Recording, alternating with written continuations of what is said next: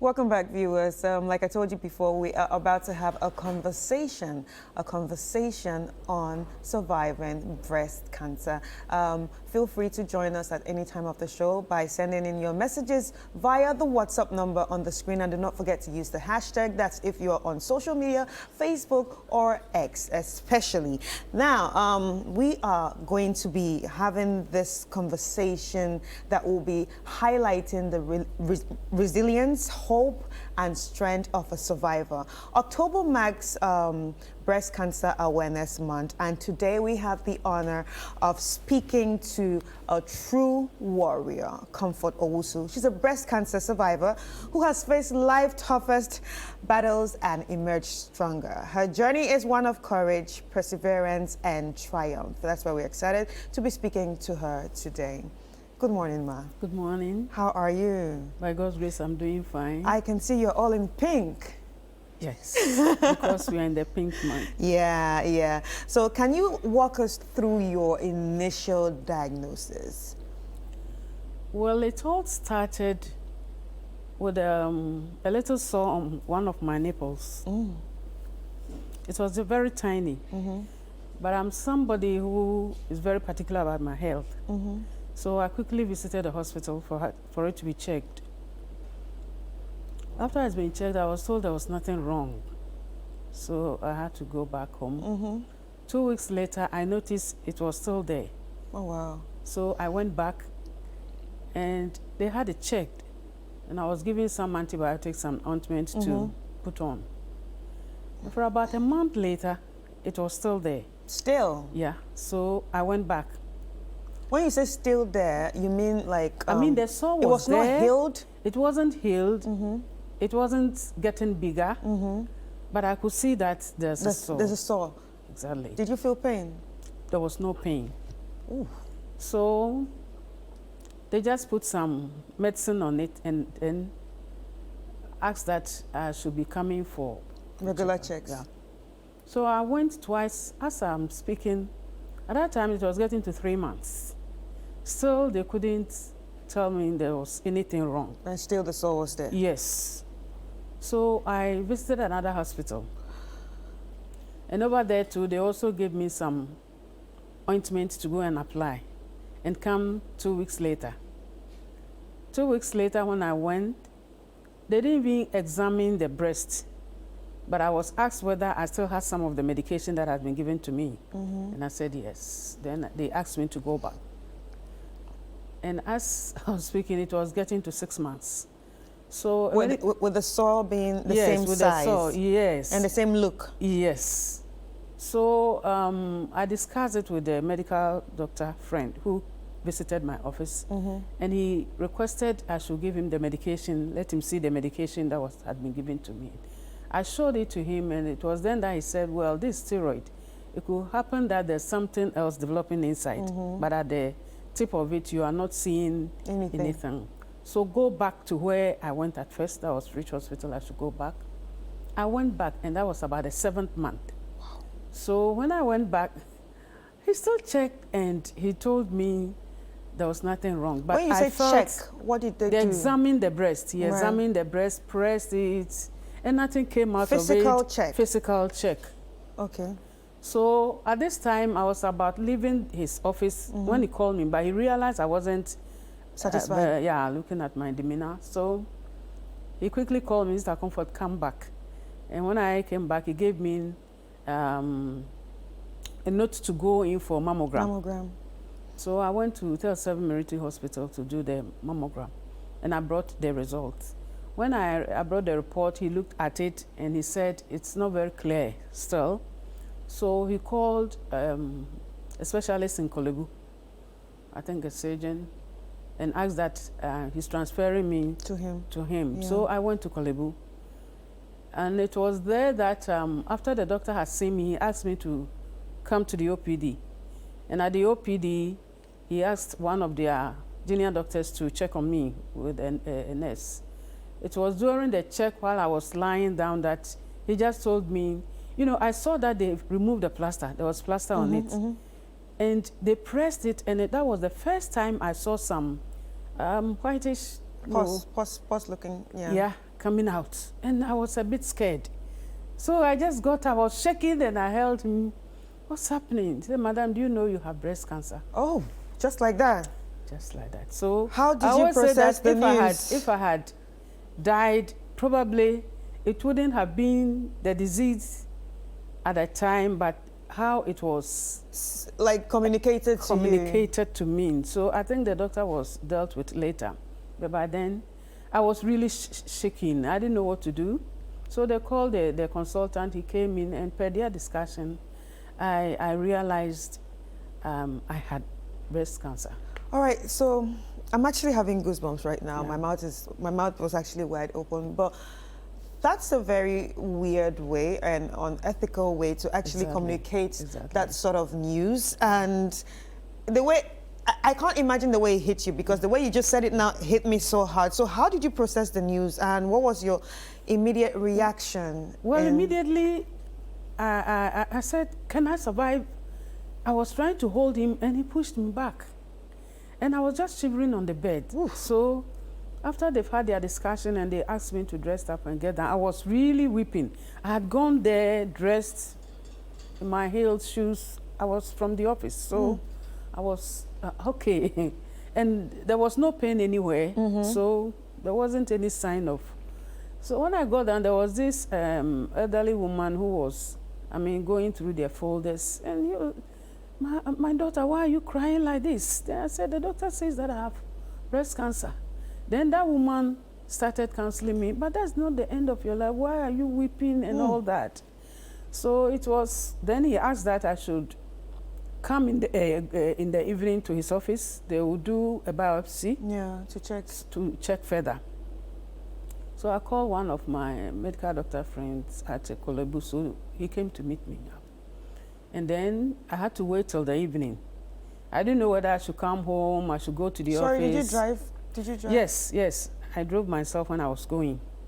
So he took me to Kolebu Beach, and the beach is over there, for us to sit down. He was psychologically talking to me. But as I sat down there, and I look at the sea, I look at the waves, then the thought came in that my life is already ended. Why don't I go into the sea and end it up?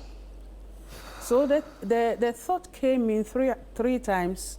Then I asked him that he should let us leave the beach. They said, oh, because of the breeze, that will help me. He was trying to help you psychologically. He was trying, yeah. And I said, no, I can't sit here. So he took me home. And by the time I got to the house, within 5 minutes, I visited the ladies more than, And he was asking, do you always weep like that? I said, no. I didn't know what was happening to me. Till in the evening when I went, they had a biopsy. They gave the sample to me to be taken to Lancet, that time laboratory. That time we had it opposite Kolebu. Yeah. We didn't have the bigger one today. And I was told if they had to handle it in Kolebu, it was going to take close to 6 weeks. Yeah. But this one will be taken to South Africa, and that one was going to be 2 weeks.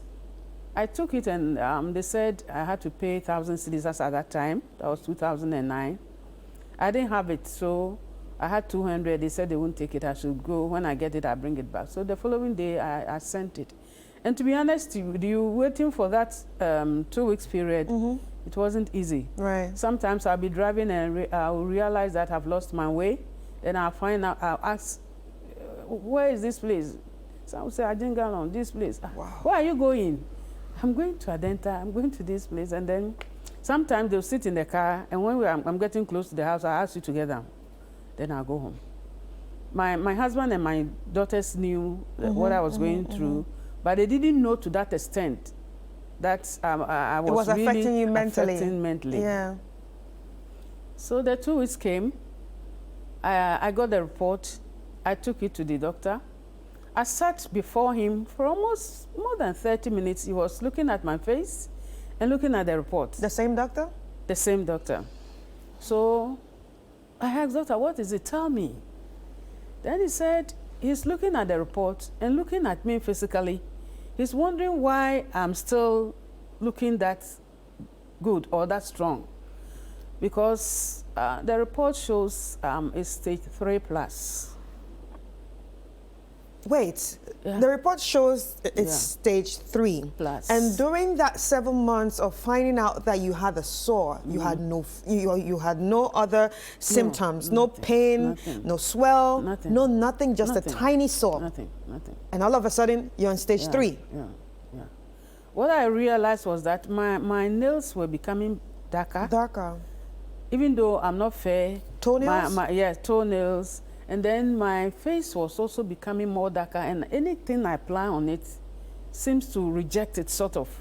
But I didn't realize it was all part of it. And I had my ankle also getting a bit swollen, which had also been checked. And I was told there's nothing wrong, because I was thinking, maybe is it kidney, is it what? They checked all those things, and I was okay.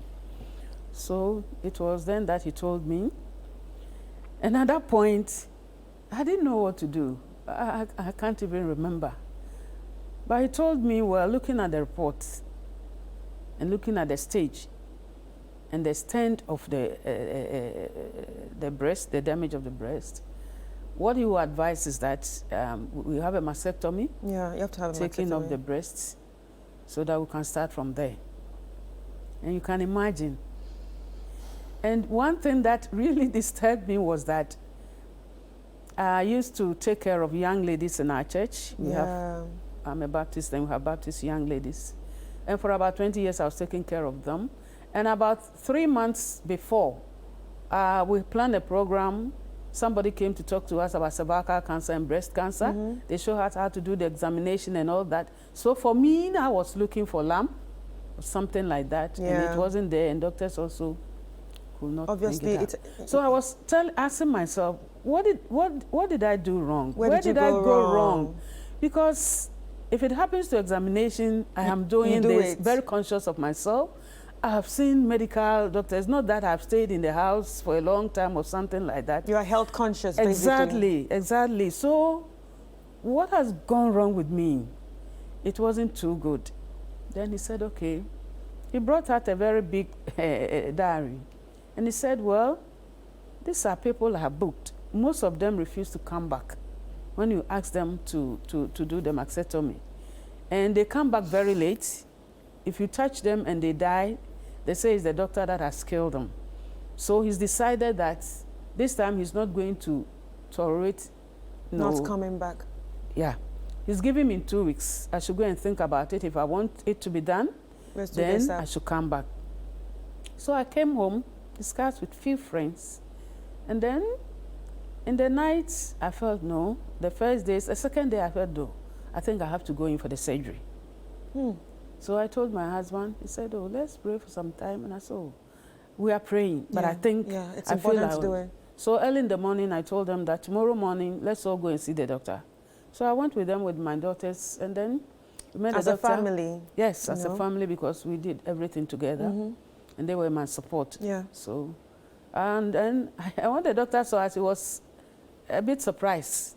Then I told him I'm ready for it. And he said, oh, so quickly, okay. Then the following week, I should come for an admission. So take us through treatment. How was it, going through the treatment? What were some of the challenging moments and all that? Well, after the surgery, I was told then that even after the surgery, a week after the surgery, I nearly lost my life. One evening, I couldn't see anything again. And the following morning, I was told I had blood clots, because they were supposed to have given me some warfarin and then the lungs, and I came back to life. So it was then that I was told that when the pathology report came, that the doctor told me that I have to go in for chemotherapy. Yeah, chemo. I didn't even know. Okay, so you did the mastectomy and still have to do chemo? Yes. Wow. Sometimes they do the chemo before the mastectomy, and the cells are able to put it together, and not necessarily taking off your breast. Yes. They take the lump in it, off, and then you save your breast. Yeah. But in my case, you're already in the stage 3. That they have to do that. So they did a surgery. So it was after that he also referred me to. I was sitting in front of him. He also referred me to another doctor that, well, I have a lady here whose issue is a bit complicated, and I'm referring her to you. So I had to go to the radiotherapy department. It was where that I was told that I have to go to chemotherapy. Yeah. And I was counseled. Your hair will go off. It can affect your lungs. It can do this and that. Your hands will become black. You have So many things, yeah. so many things related to it. Sometimes people say that, oh, the doctors will not tell you, it's difficult. So far as I'm concerned, the doctors will take you through all. But you realize that you want to live. And probably that is the only way you have to. So you have to go through it. So you got to fight too. Exactly. So I started with it. And when I went, I was asked to do about 6. When I went for the 4th time. 6 sessions. 6 sessions. Every 3 weeks, 6 sessions. So when I went for the 3rd one, and then the doctor said, well, looking at my case, I will need another drug, which is a bit expensive. So we discussed it with my husband and my daughters. And as at that time, they said it was 5,000. Then they said it's okay. But I didn't know I was even going to use it the following session.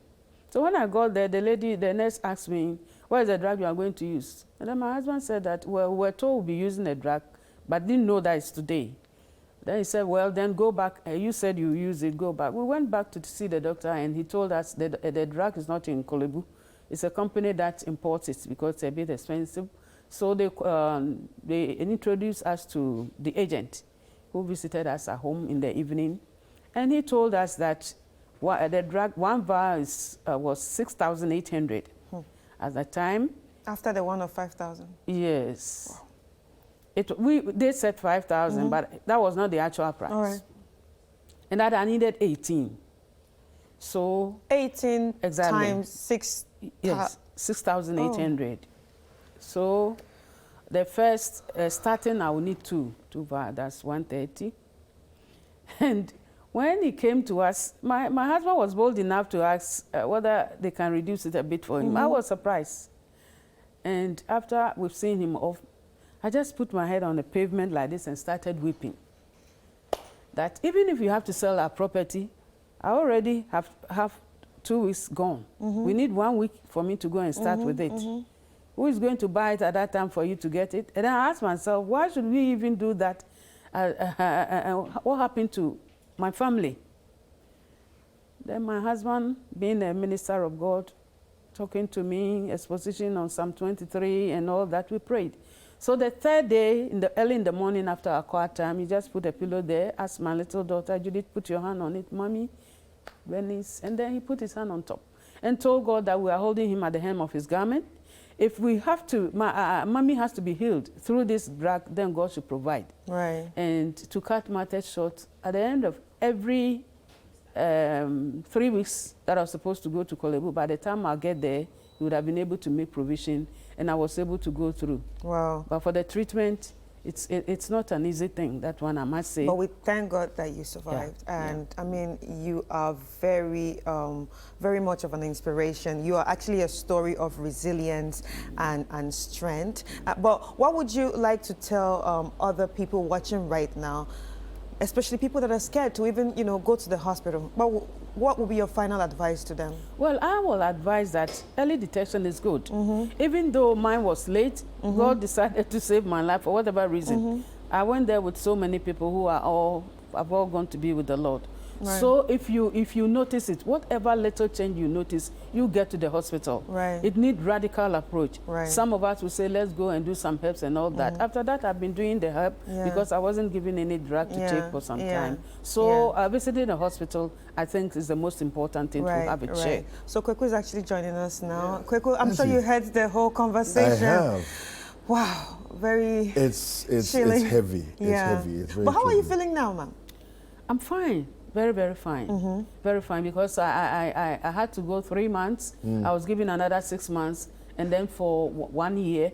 And after that, I was told that I should go, and I'm okay. Even that day, I wasn't willing to leave Kolebu. So the doctors were asking me why I was sitting down. I came home the following day. I went back and asked one consultant that, well, I had noticed they give some other drugs to take for some years, but I wasn't given anything. And I was told that because I'm estrogen positive, nothing else that they'll give me will work. So I should go and take good care of myself. Wow. But I must say that God has been faithful to me, and I'm alive today. Well, we thank God for your life. 15 years sure. for We thank God 15 for years your a survivor. life. Yes. 15 years a survivor. Yeah. Well, Yeah. thank you so much, Madame Most Comfort. welcome. Thank you. Thank you. I mean, your story is very inspiring, and I'm sure it will also inspire someone out there. Ladies and gentlemen, you've heard it from Comfort also, and she's actually a 15-year survivor of breast cancer. So that means there is hope, and you've heard it today. Early detection can actually save your life. Absolutely. My name is Chris Carter. And I'm David Kwekusechi. Thank you for watching this morning, and we appreciate your time. Keep watching Channel One TV.